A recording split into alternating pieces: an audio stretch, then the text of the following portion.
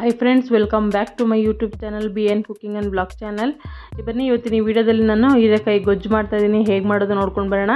ಈಗಿಲ್ಲ ನಾನು ಪಾತ್ರೆ ಇಟ್ಕೊಂಡು ಅದಕ್ಕೆ 2-3 ಟೇಬಲ್ ಸ್ಪೂನ್ ಎಣ್ಣೆ ಹಾಕ್ಕೊಂಡಿದ್ದೀನಿ.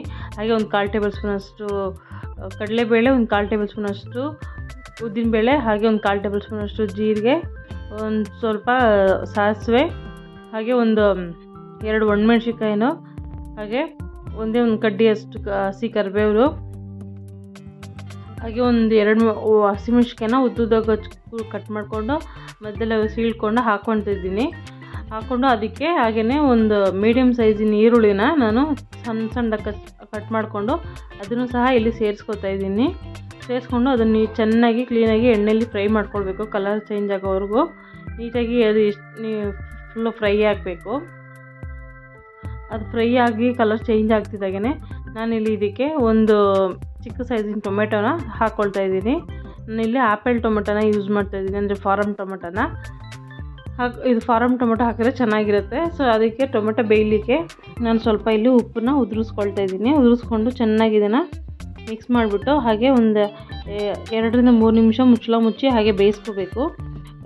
ಒಂದು 2-3 ನಿಮಿಷ ಆದಮೇಲೆ ನೋಡಿ ಟೊಮೆಟೊ ಎಲ್ಲ ಚೆನ್ನಾಗಿ ಸ್ಮ್ಯಾಶ್ ಆಗುತ್ತಷ್ಟು ಮೆತ್ತಗಾಗೋಷ್ಟು ಚೆನ್ನಾಗಿ ಬೆಂದ್ಕೊಂಡಿದೆ ಟೊಮೆಟೊ. ಈ ಟೈಮಲ್ಲಿ ನಾನು ಇದಕ್ಕೆ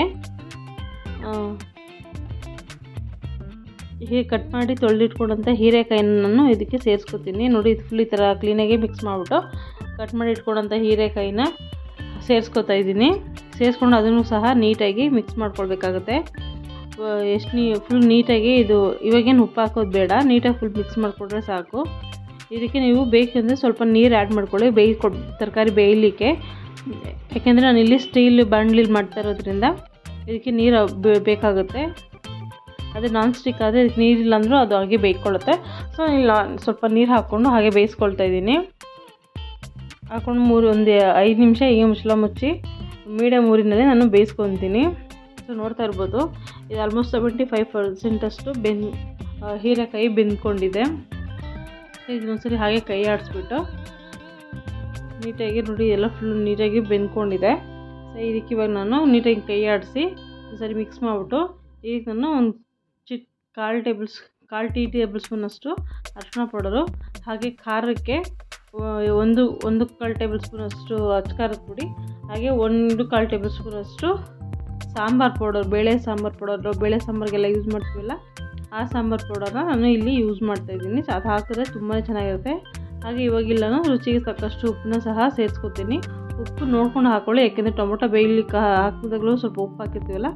ಸೊ ನೋಡ್ಕೊಂಡು ಹಾಕ್ಕೊಂಡು ನೀಟಾಗಿ ಮಿಕ್ಸ್ ಮಾಡ್ಕೊಳ್ಬೇಕಾಗುತ್ತೆ. ಇದು ಬೇಳೆ ಸಾಂಬಾರು ಪೌಡರ್ ಹಾಕೋದ್ರಿಂದ ಇದು ಟೇಸ್ಟು ತುಂಬಾ ಚೆನ್ನಾಗಿ ಬರುತ್ತೆ. ಹಾಗೆ ಒಂದು ಘಮ್ಮಂತ ಮನೆ ತುಂಬ ಇದು ಹಾಕಿದ್ಮೇಲೆ ನಂತರ ಮನೆಯಲ್ಲೆಲ್ಲ ಘಮ್ಮನ ವಾಸನೆ ತುಂಬ ಚೆನ್ನಾಗಿ ಬರ್ತಾ ಇರುತ್ತೆ. ತುಂಬ ಚೆನ್ನಾಗಿರುತ್ತೆ.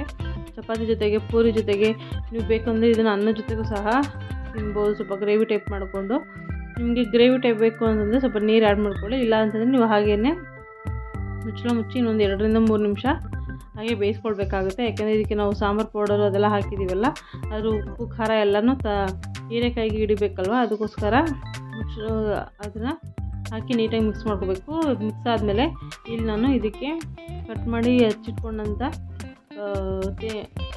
ಕೊತ್ತಂಬರಿನ ನಾನು ಉದುರಿಸ್ಕೊತಾ ಇದ್ದೀನಿ. ಹಾಗೆ ಸ್ವಲ್ಪ ಬೆಲ್ಲನೂ ಸಹ ನಾನು ಸೇರಿಸ್ಕೊತಾ ಇದ್ದೀನಿ. ನೀವು ಬೆಲ್ಲದ ಸಕ್ಕರೆ ಸಹ ಹಾಕ್ಕೋಬೋದು. ಬಟ್ ಬೆಲ್ಲ ಹಾಕಿದ್ರೆ ಸಕ್ಕರೆಗಿಂತ ಬೆಲ್ಲ ಬೆಸ್ಟು. ಸೊ ಹಾಕ್ಕೊಂಡು ಅದನ್ನು ಹಾಗೆ ಮುಚ್ಚಳ ಮುಚ್ಚಿ ಒಂದು 2-3 ನಿಮಿಷ ಹಾಗೆ ಬೇಯಿಸ್ಕೋಬೇಕು. ಸೊ ಬೇಯಿಸ್ಕೊಂಡ್ರೆ ಇಲ್ಲಿ ಬಿಸಿಯಾದಂಥ ಸೂಪರ್ ಟೇಸ್ಟಿಯಾದಂಥ ಹೀರೆಕಾಯಿ ಗೊಜ್ಜು ರೆಡಿ ಆಗುತ್ತೆ. ಐ ಹೋಪ್ ನಿಮಗೆಲ್ಲ ಈ ವಿಡಿಯೋ ಇಷ್ಟ ಆಗುತ್ತೆ ಅಂದ್ಕೊಂಡಿದ್ದೀನಿ. ಇಷ್ಟ ಆದರೆ ಪ್ಲೀಸ್ ಲೈಕ್ ಮಾಡಿ, ಶೇರ್ ಮಾಡಿ, ನಿಮ್ಮ ಅನಿಸಿಕೆ ಅಭಿಪ್ರಾಯಗಳನ್ನ ಕಮೆಂಟ್ ಮಾಡಿ. ಇನ್ನೂ ಎಲ್ಲ ನನ್ನ ಚಾನಲ್ನ ಸಬ್ಸ್ಕ್ರೈಬ್ ಮಾಡಿದ್ರೆ ವಿಡಿಯೋ ನೋಡಿದ್ರೆ ಪ್ಲೀಸ್ ಸಬ್ಸ್ಕ್ರೈಬ್ ಮಾಡ್ಕೊಂಡು ಸಪೋರ್ಟ್ ಮಾಡಿ. Thank you for watching.